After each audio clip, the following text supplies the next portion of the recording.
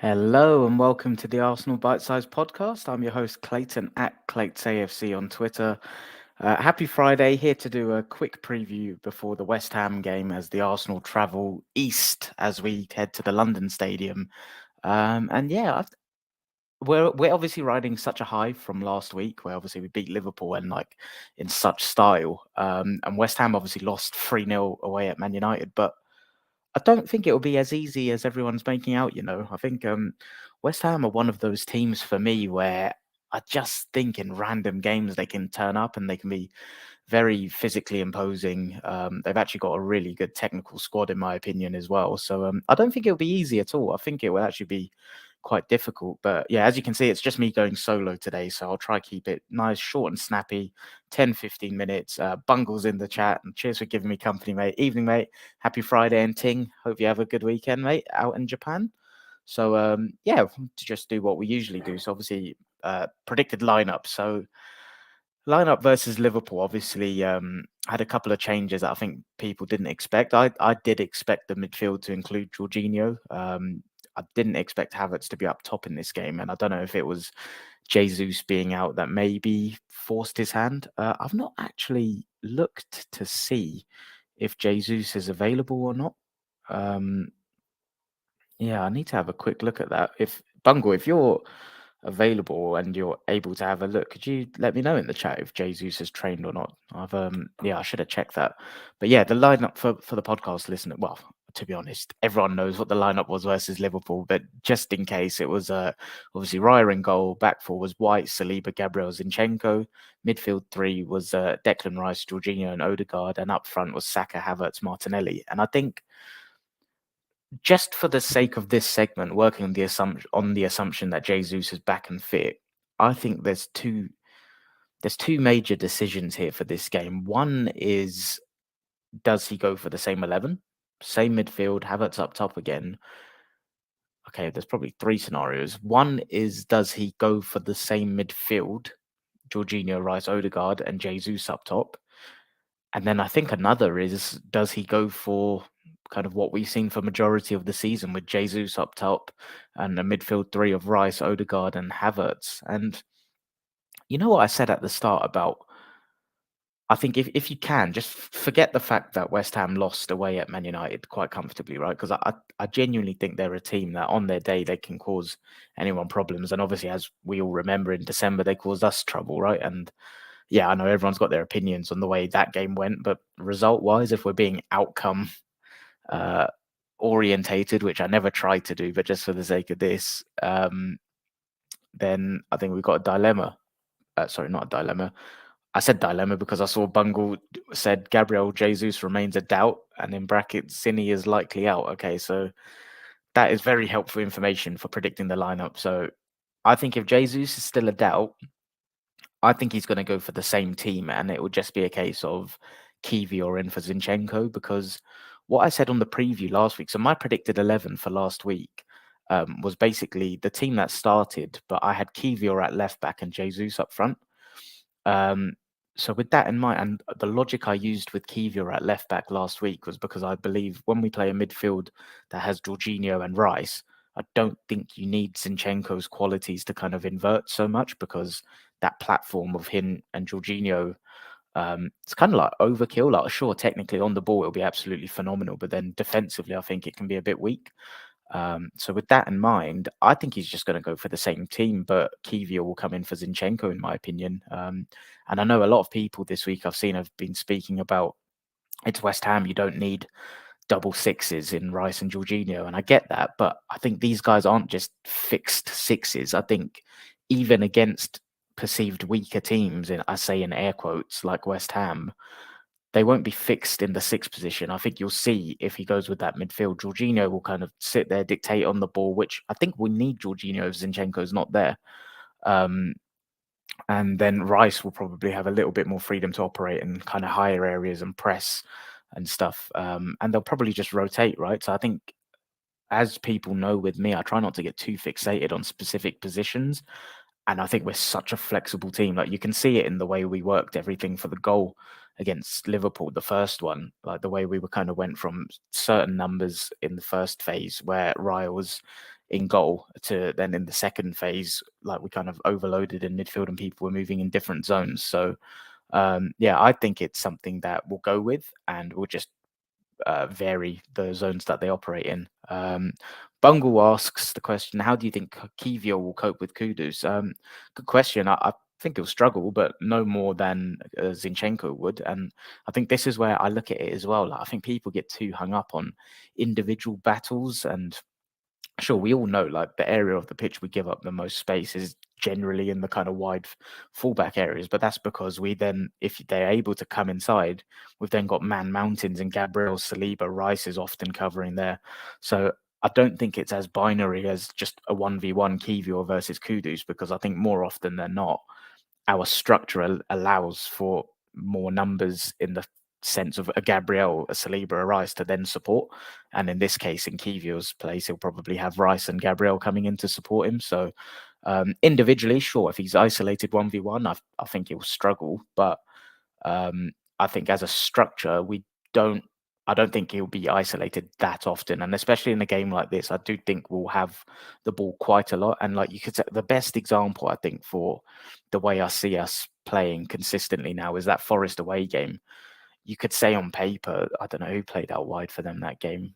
My mind's gone blank, but like they had pacey people in, like Alanga came on, I think, but Gibbs White is quite fast. And you could say on paper, like, yeah, does he 1v1 worry me? Of course he does. But then if you look at the style of play in which we were operating within, we had them pinned for 80% of the game.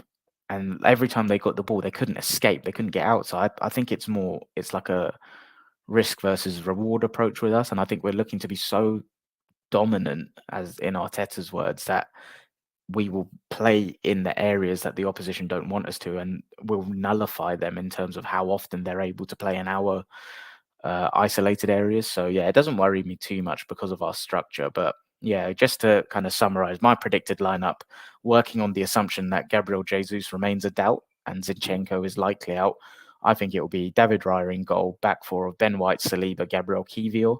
I think he'll go for the same midfield three of Jorginho, Rice, Odegaard, and I think it'll be the excuse me, the same front three of Saka, Havertz, and Martinelli. I think this is a game where, like, going on to West Ham's lineup, they're a powerful team, right? And if you look at the centre backs in Aguerd and Zuma, and you look at the centre backs last week, Van Dijk and Kanate, and the problems that Havertz caused them, I think it's a game where you can afford to go with Havertz up top again because of the nature of the battles that you're likely up against. And I think with Champions League around the corner, I think it'll be okay to just kind of, even if Jesus is match fit, just keep, but he's been a doubt up until now, Friday morning, just keep him on the bench, bring him on if we need him, because then we've got Burnley away next week, and then it's Champions League, and then the rotation starts with the Premier League. So that's the lineup I'm going with. Just looking at West Ham's lineup that lost 3-0 away at Man United last weekend, it was Areola in goal. Their back four was Soufal, Zuma, Aguerd, and Emerson. Midfield three was Souček, Alvarez, and Ward-Prowse. Alvarez, I think, he could be a problem for us, actually. And then in the wide areas, they actually had Kudus and Ben Johnson, who is more traditionally a fullback. And up top, of course, has been Jared Bowen recently. And this, to be honest, reading out that lineup, it makes me even more convinced in the predicted lineup I've gone for, because I think I look at West Ham and on pet line again, just ignore the fact they lost 3-0 away at Man United, because that's a good team. And I think they've used the Rice money so well to replace in terms of different profiles. And I look at that midfield three, and it's got a bit of everything in terms of power and technical ability. And I think that's where a midfield three of Jorginho, Rice, and Odegaard, because even playing away, it's not easy, right?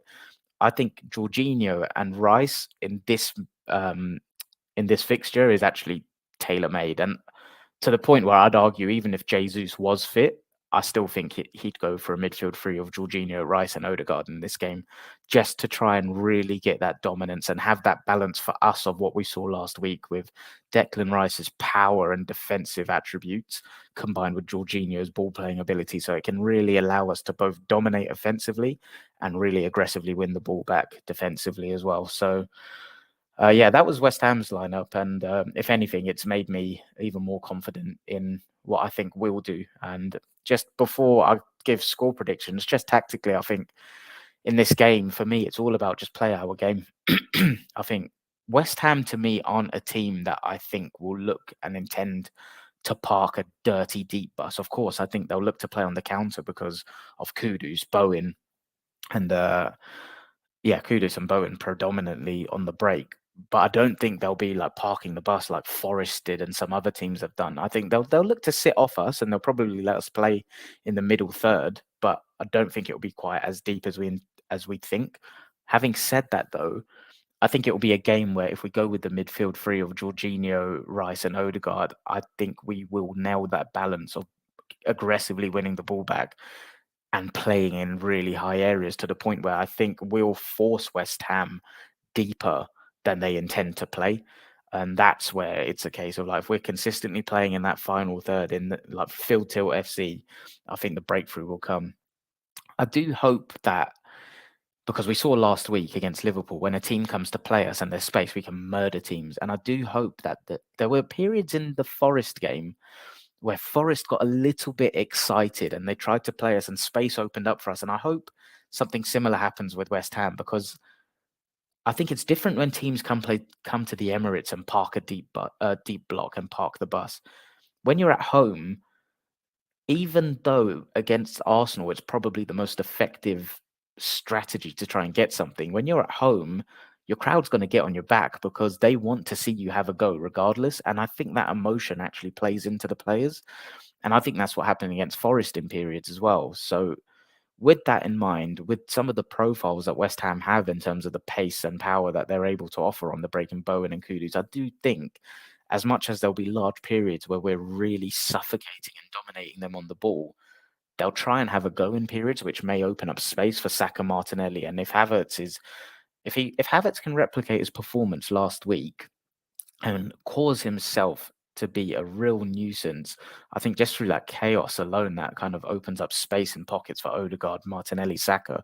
So yeah, I'm feeling quite confident though. I don't think it will be as easy as everyone seems to think, riding the high of last week and obviously West Ham's result last weekend.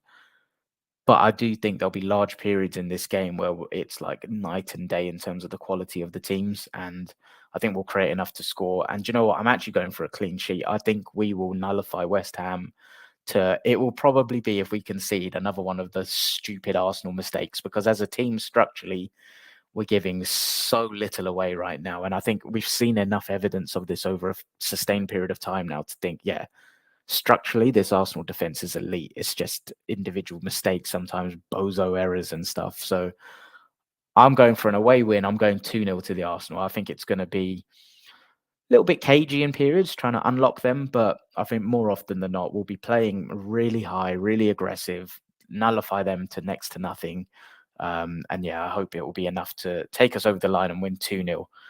That's what I'm going for. Bungles going for 3-1 away win to the Arsenal. So yeah, fingers crossed. But on that note, I will get out of here. Nice. Yeah, these solo previews are a little bit easier to keep short and sweet. And I think even let me know in terms of feedback, but in terms of digesting them, I imagine it's a bit easier as well. Like you can just whack on a 15-minute pod and stuff. So yeah, nice one, Bungle. Cheers for joining. And for anyone else that's watching live, please drop the stream a like. As I always say, it helps us a lot. And the road to 300 subscribers is on for us. So drop the channel a subscription so you don't miss future episodes. And if you're listening back on podcast, the same sales pitch to you, please. Please drop us a like, hit subscribe, and share the love. I think we very much rely on word of mouth to get us out there. And the feedback generally about the pods is really, really encouraging. So always appreciate your love. But yeah, hopefully another big win for us on Sunday. That will go a long way. Liverpool are at home to Burnley, and City are at home to Everton. So I'm not expecting any of them to slip up, but you never know. But let's just do our job, beat West Ham, on to Burnley, and then let's get excited for the Champions League. Up the Arsenal.